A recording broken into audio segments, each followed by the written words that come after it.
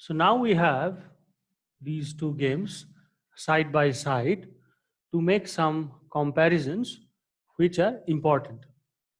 There are some comparisons that we have already made. So this is our game of perfect information,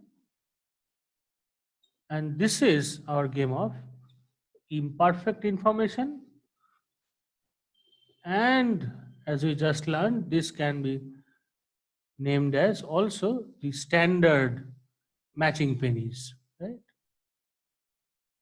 So the standard matching pennies. Now, let's look at something called contingencies. Okay, contingencies or circumstances or events in which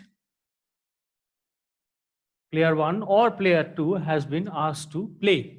So now, since player 1 starts the game, in terms of contingencies, we'll be looking on to player 2. Okay, so as you can see that player 2 has different circumstances here and here, right? So if we name them, then in perfect information game or a game of perfect information, so this game offers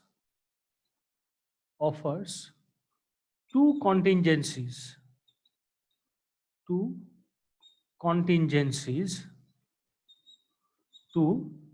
player 2, right?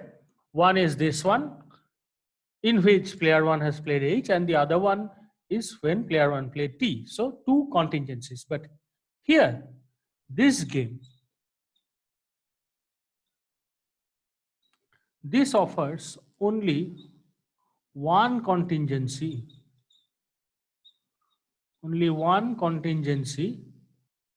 to player 2. Why this is at all important or notable? It is because when we will be studying dynamic games, then we will see that if we now consider the normal form representation of each of these games, then obviously you know that this normal form representation of this game is the standard matching pennies normal form representation. But what about this one? For this one, the normal form representation will be quite different. And because of that, it is important to note that the difference will appear in this game's normal form representation from this fact that it has two contingencies to player 2. That means there are two different circumstances, definitely, where player 2 will be asked to play and to choose one of H and T. Okay, now we will go to a bit deeper into the concept of information set, and we will know two of the important features of information sets. Okay, all right. So number one, because we have these two games, so we have the two variants of information sets that we can have. One is information sets with single one node, one decision node, and the information set with more than one decision node. Obviously, we can construct example where an information set will contain more than two decision nodes, and we will come to that. So first, let's talk about first restriction or first observation. Number one is that a player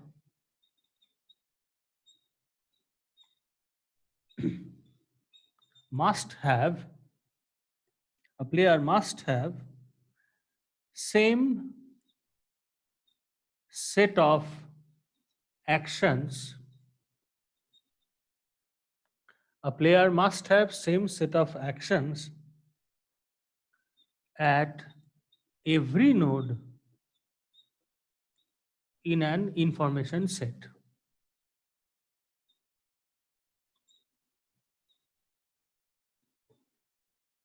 Now, this is an observation which is readily available from these two games, but to understand it more clearly, let's ask, what if this does not happen? So if it is not true, If the player has in one information set at two different decision nodes, let's for example in this information set there are two decision nodes, and our observation is yes, in at both of these two decision nodes or each of these decision nodes we have HT and HT. Now we are saying that this is a restriction. Why? Because if player 2 were playing different or choosing different actions in this decision node and different action in this decision node, okay, let's say player 2 is asked to choose between H and T at this decision node, and let's say A and B at this decision node, then what would have been the problem? The problem will be this, that then player 2 by the actions that are available to him, player 2 will immediately recognize at which decision node he is. Okay, so we are trying to incorporate a confusion or a lack of observation from the perspective of player 2. Now to incorporate that, this restriction has to be there, because otherwise the difference of available actions will guide player 2 to recognize at which decision node he is. Okay, so this is the first natural restriction, because available action will tell him. Okay, and the second natural restriction is that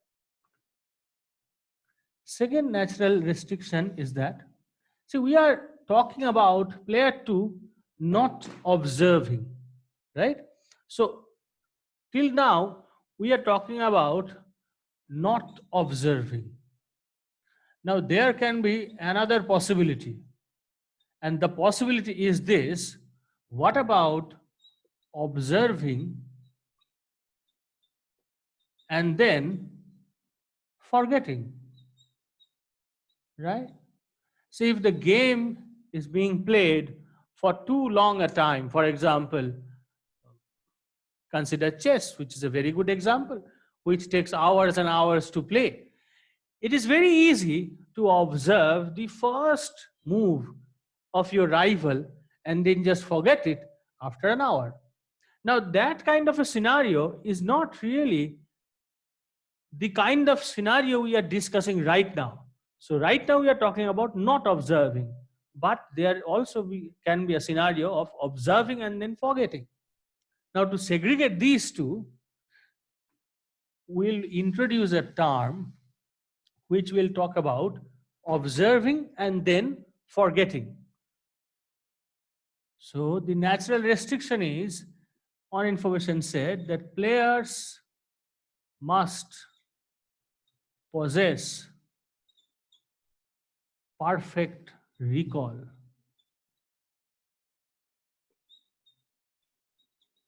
Okay. So recall, as the term suggests, remembering. So when there is perfect recall, it means definitely you observe and remember. So naturally, the alternative term or the term on the flip side will be imperfect recall, and imperfect recall means you observe and forget. Now, so imperfect recall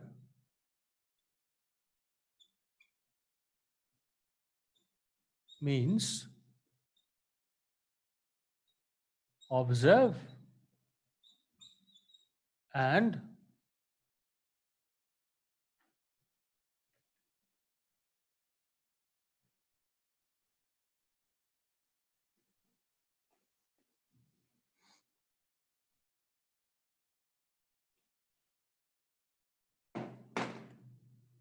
observe and forget. Right?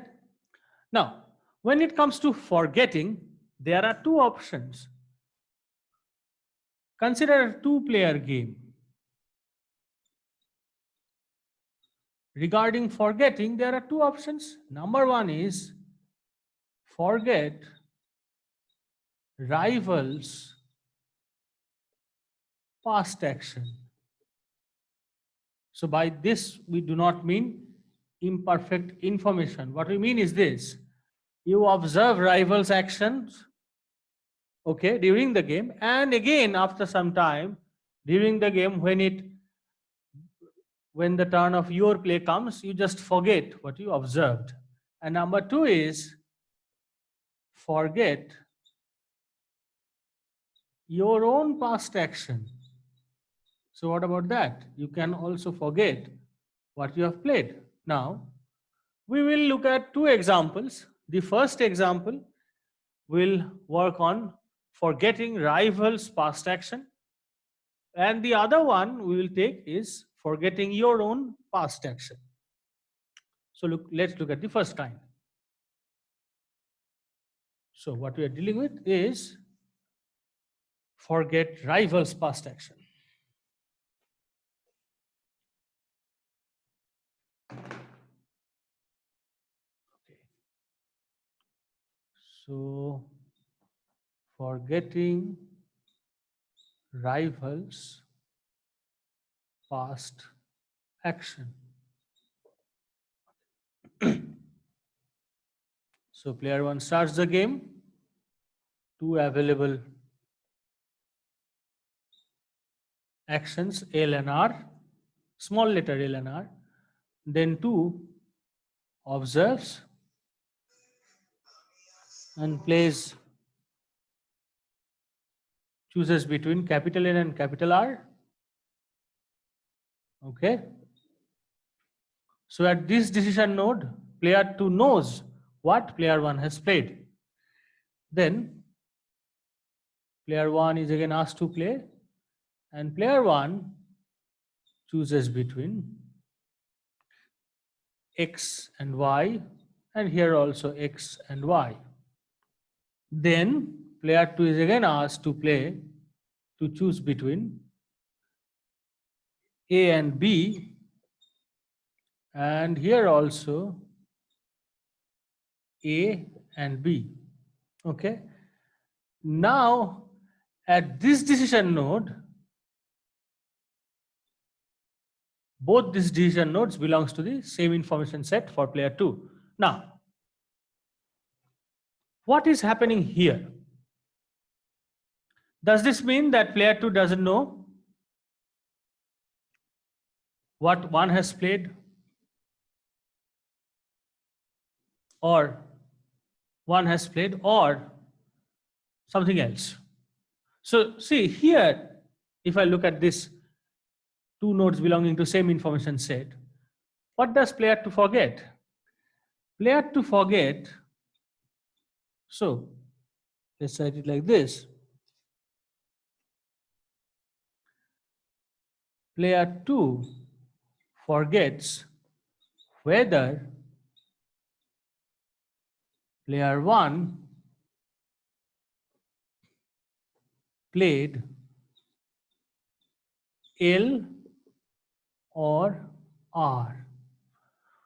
So this means that when I am taking these two decision nodes in the same information set, this means player 2 forget what player 1 played here, not here, not here. Okay? Because here you see,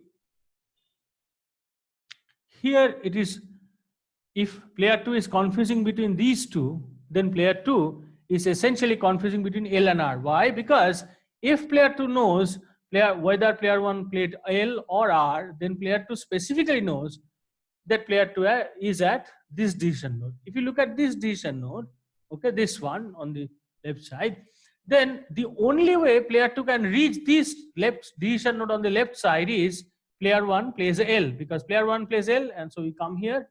So either the game ends here, or if player 2 at all reaches this decision node, then through L.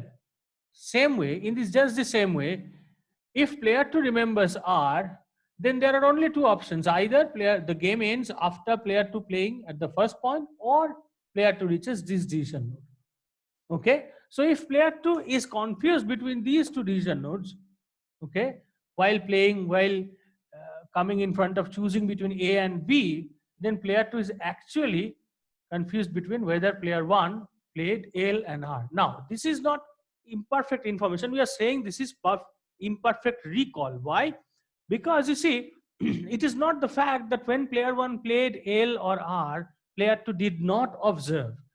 Player 2 observed, and based on which player 2 played L or R. But in the second time when player 2 is asked, then suddenly player 2 is confused. That means player 2 observed his first decision node, or at his first chance to play here, and then in the second, player 2 forgets his own observation made at this decision node and at this decision node, that what action is chosen by player 1. Okay, so this is an example of imperfect recall where player 2 forgets. Player 2 first observes his rival's action and then forgets. Now let's go to the second kind of example, where we'll see that a player is observing, obviously because you are choosing the action, so you know what you have chosen, but then you are forgetting your own action after some time. Okay.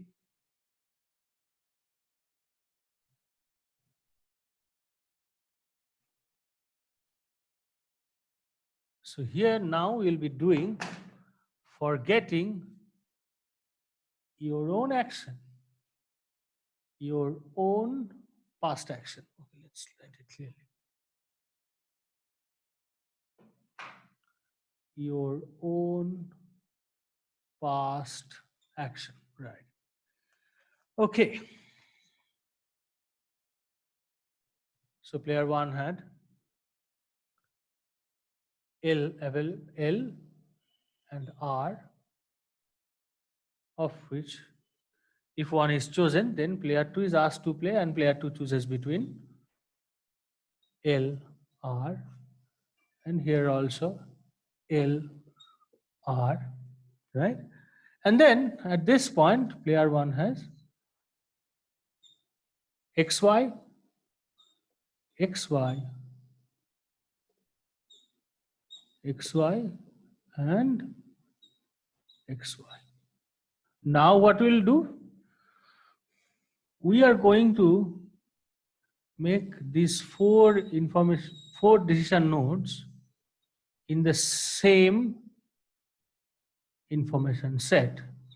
So now here player 1 has one information set here and the other here, which includes all these four decision nodes. Okay, all these four decision nodes. Now this is also, I am saying, this is also a case of imperfect recall. But this time player 1 is forgetting his own action. So player 1 forgets whether she played L or R. Okay, so player 1 forgets whether she played L or R. Why? Because you see, player 1 observes player 2's play. So player 1 knows whether player 2 has played at this decision node L or R, whether player 2 has played L or R, right? He observes player 2 here, he observes player 2 here also. But if when player 1 is asked to play at this point, he is forgetting whether he is at this decision node or the second or the third or the fourth, this means that player 1 forgets whether the game started in following this branch of taking L or this branch taking R. Because if player 1 remembers what has been chosen, L or R, then coupled with the information or the observation made by player 1 that 2 has chosen L or R, player 1 will perfectly know at which of these four nodes she is, right?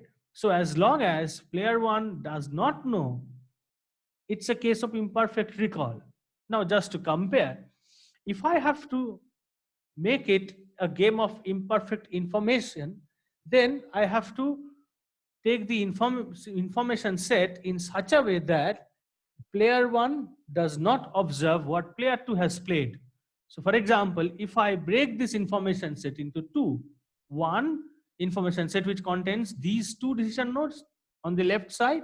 Okay, this is one information set. So if I break this information set into two, let's say one is this and one is the this one is the left, one is the right, then it becomes a game of imperfect information, because player one can be confused between these two decision nodes only when he fails to observe what player two has done.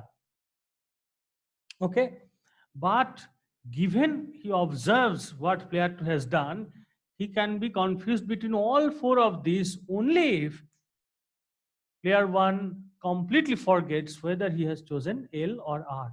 Okay, so this is also a case of imperfect recall. And as we said that we in our games of in our construction of imperfect information set, one of the natural restrictions that we have applied is players possess perfect recall.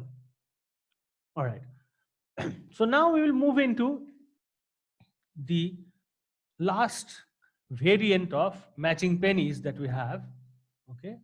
And here we will add the element of chance, because while studying about different solution methods or different equilibriums in static form representation of game theory, you have studied mixed strategy. So you may ask, what about adding the element of chance? So currently we will take a very simple idea of adding the element of chance, and it is this. Let's take the matching pennies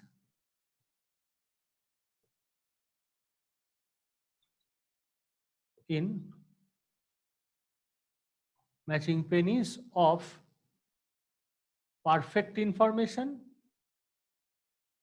Okay, perfect information. That is our first example. And then add to it a coin toss deciding who will play first. Okay. So our matching pen is a perfect information, and adding a layer that a coin toss deciding who will play first. Now, two questions that comes around mind is, number one is obviously our coin is unbiased. Okay. So probability of head equal to half equal to probability of tail. And number two is how to represent this coin toss. So this will be represented by random moves of nature.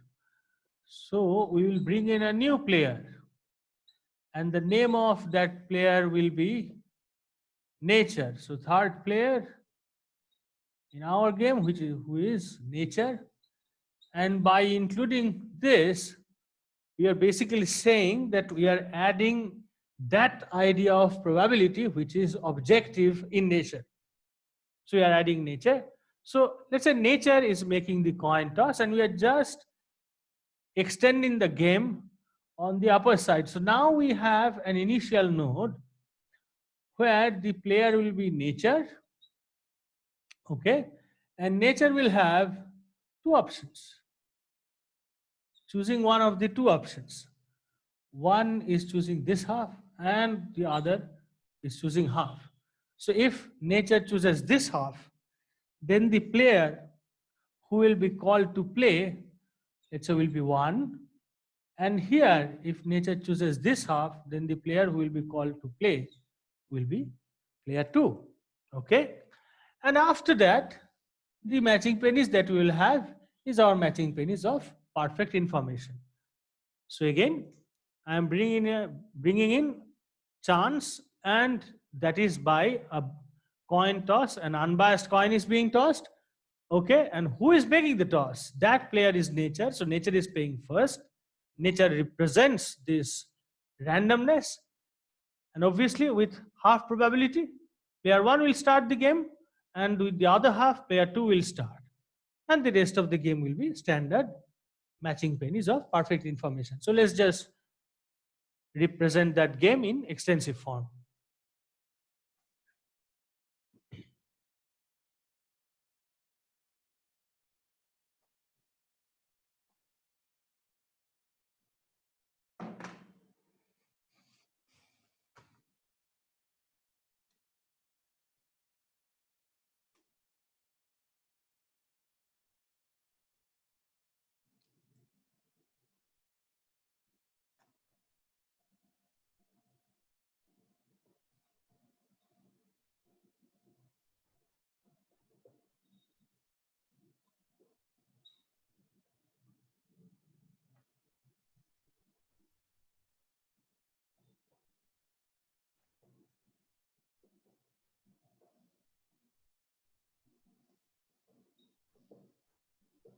Okay, so here player 1 playing H or T, and here player 2 playing H or T. And obviously then here will be player 2 playing H or T.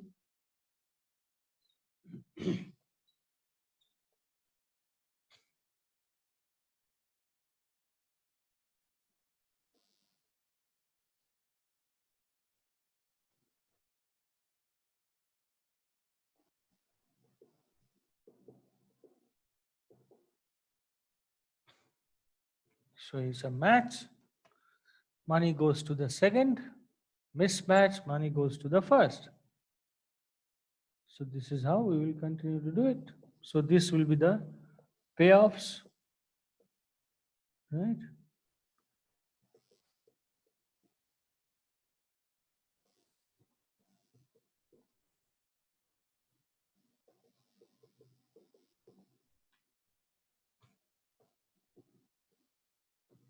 And here also, one's payoff and two's payoff. Okay. So this is how we bring in the element of chance.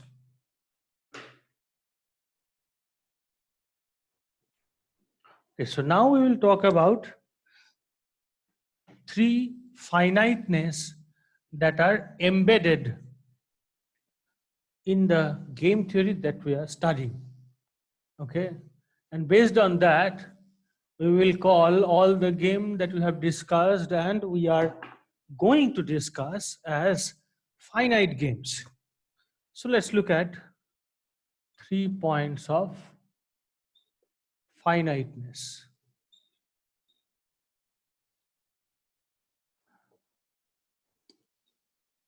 Number one is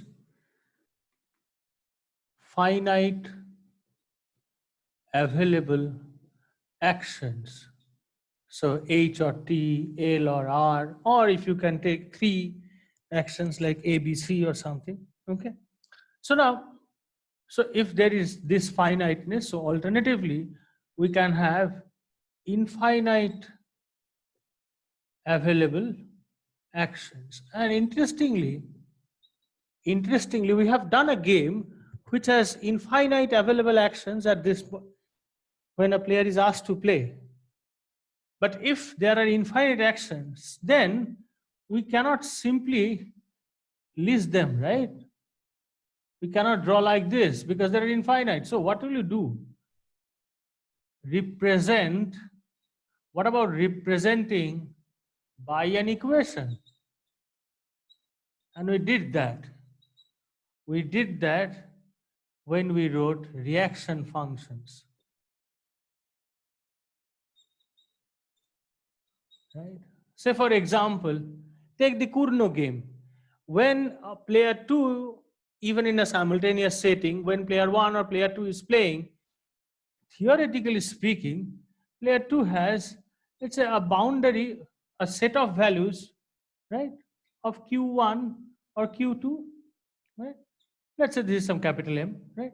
Now within this boundary of interval of 0 and capital M, there are infinite number of available actions, right? As much as the numbers. So what do you do? We couldn't do this kind of a diagram. So in that case, what we did is we represented it by an equation. Okay. Just to note that the problem of representing it is basically this, if there are finite available actions, then this, if there are infinite available actions, then that means there are infinite decision nodes as well, right? Or at least there are infinite nodes. I mean, they can be terminal nodes also. They can be terminal nodes also. So let's just make it much more general. So infinite nodes, right? So that makes the diagram impossible. You cannot draw infinite nodes. Okay. Now let's look at number 2.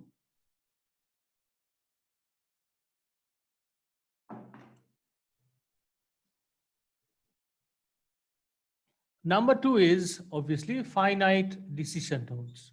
So independent of, so you may think that I'm restating, but it's not, because independent of having finite number of actions, you can have infinite decision nodes, right? Okay.